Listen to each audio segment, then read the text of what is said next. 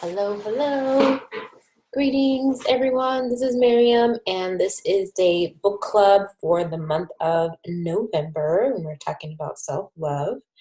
I had a little bit of a hard time picking out books for this chapter. I realized that I didn't necessarily have a ton of books on the topic specifically of self-love, and that I realize that's probably because a lot of the books that I would consider to be, books about self-love are more about deepening in your relationship with the true self. So I kind of tried to pull from that in that way. And some of the books actually ended up being books that are from some of my favorite spiritual teachers. This is a book that, if you're not familiar with it, it's Be Here Now by Ram Dass. You can see this is a really old copy. And Be Here Now is just a book that talks about some really fundamental religious, spiritual concepts. And yeah, change your head, as simple as that. It's all about the ecstatic moment. If you know how to dig it, if not, it's a travesty. And it was like look at this picture here, surfing. Either you do it like it's a big weight on you, or you do it as part of the dance. When you understand the thought is the thought of the thoughtless, your singing and dancing is no other than the voice of the Dharma. It's like really fundamental spiritual principles. He has no attachment either to life or death. And if he takes on your karma, it is your karma that he should take on your karma. Simple as that. You see, you are the guru. That's what's so far out. You are your own guru. I am my own grandpa, and that's what we finally know when we were hanging out with one of these guys. You're hanging out with yourself, because there's nobody at home there at all. So to the extent that there's hanging out in the interpersonal sense, all you can be seeing are your own desires. He is a perfect mirror since there's nobody here. I mean, this is just like a classic spiritual book that I have. You're standing on a bridge watching yourself go by. So this is one of the oldest sort of like spiritual concepts. And it talks about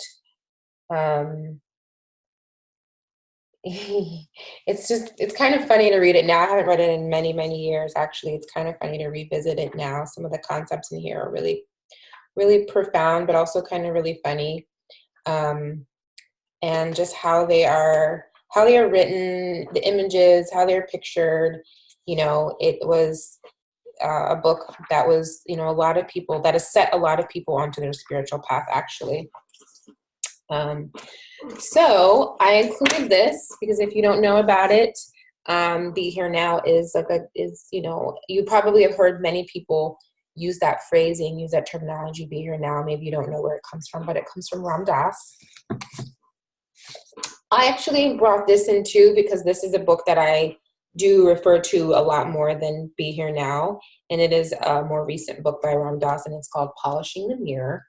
And it really goes more into some of the principles of awakening, of enlightenment, of being present, of like the nature of this reality of the self, and of your dharma, and talks about quite a bit of principles in there.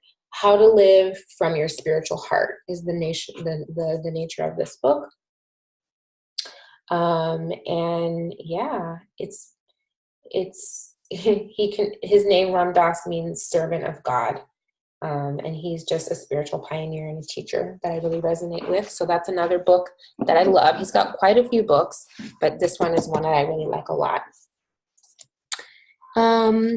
In a similar vein, sort of, but in a different place, had to add in Jack Kornfield. Another really amazing spiritual teacher. He's a Buddhist teacher, and he teaches a lot about just guidance from a spiritual life perspective. He is absolutely one of my favorite. He has a quote here from Thich Nhat Hanh. This important guidebook shows in detail and with great humor and insight the way to practice the Buddha's universal teachings here in the West. Jack Kornfield is a wonderful storyteller and great teacher. This is one of my favorite books. This is just a really great book, A Path with the Heart. So a lot of these books are just more about how to be in the heart, which is obviously the essential guide on the spiritual path. Couldn't leave out this book. If you don't know, Marianne Williamson, A Return to Love. This is also one of my favorite books. I recommend having this book as well as listening to it on audiobook. I know for sure this one is on audiobook for free on YouTube, so it's just a really easy one. It is based on the teachings of A Course in Miracles, and is about practicing love as an answer to everything that comes up in your life. So this is also a really amazing book in returning to the true self as love and being love. This book is The Power of the Heart, and this book has writing in it from Marianne Williamson, Maya Angelou, Deepak Chopra, Paulo Coelho, Eckhart Tolle, Neil Donald Walsh, Joe Dispenza, Michael Beckwith, Gary Zukav. So some of the greatest teachers of our time are all in here with chapters, and they're talking about love and relationships. They're talking about inner contemplation, having your heart out in the world, and it's just the power of intention and intuition. It's just a book all about the inner powers and coherence, your heart's intelligence. So it is a book all about the heart, and it's a lot of quotes. But it's a book that's done well. It's kind of sweet. It's like, I'll show you how it's kind of written. There's just like a lot of quotes on it. So it's kind of more of, I don't know, it's kind of like more of a quick read. It's kind of a quick read, but it's all about being in the power of the heart. And I really like, you know, the details of how it's, the aesthetic of it. It's really done well. Another classic, Don Miguel Ruiz. If you're not familiar with him, he wrote The Four Agreements. This is a book on a practical guide to the art of relationships. So the mastery of love. Such an important book about the image of the self and how that destroys relationships and how to move past that. Soul Shaping, a journey of self-creation. I was crazy for Jeff Brown for a long time. I also like the fact that it's written from the perspective of the male warrior archetype, someone who was a lawyer, who opened up to a spiritual journey and a more authentic, soulful path. And it is him kind of talking about what it means to be truly connected, and soul-driven and heart-driven. So it's a very beautiful book that I enjoyed a lot. This book I love, Heart Magic. It is a book about metaphysical stories about finding love and answers. It's a little cheesy, I will say, but it is. I can't remember if this is, yeah, I think this is like a story that I can't remember if it's fiction or nonfiction. I think it's nonfiction. But I think this is where he talks about his relationship with his partner and how they met. And he wrote You Were Born Again to Be Together. So he writes a lot about the metaphysics. He's a past life regressionist, Dick Sutphin.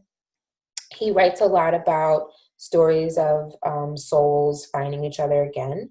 So this one is Heart Magic, and it's all about finding love, like finding people who you had past life relationships with again.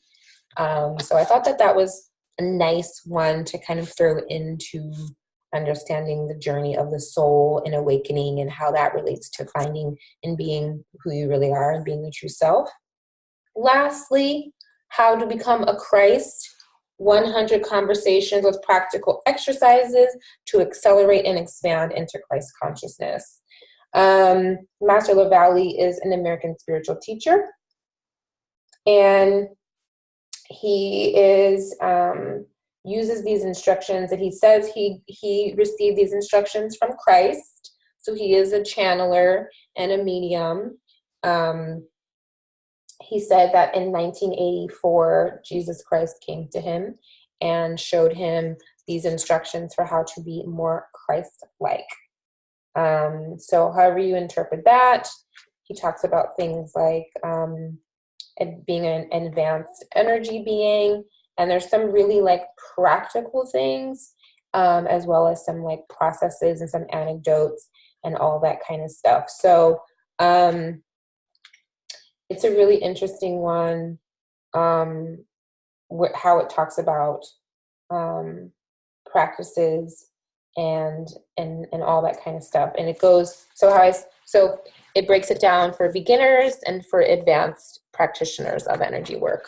So it's sort of set up in that way that anybody can work with the teaching. So it is all about Christ consciousness, which is an important thing. I didn't necessarily talk about Christ consciousness in the self-love class, but it is a part of being the true self. Some people refer to it as Christ consciousness, as stepping into your Christ itself, your true self. So that is our book club for this month, for the month of November. I am always excited to hear about when you all do pick up one of these books and what you have learned, what you have experienced from it. So yeah, I love these ones. These are all great. A little bit denser, I would say, but the conversation around self-love is one that is like a deep conversation. So I don't mind that. So love to you all, and I'll talk with you so soon. Bye.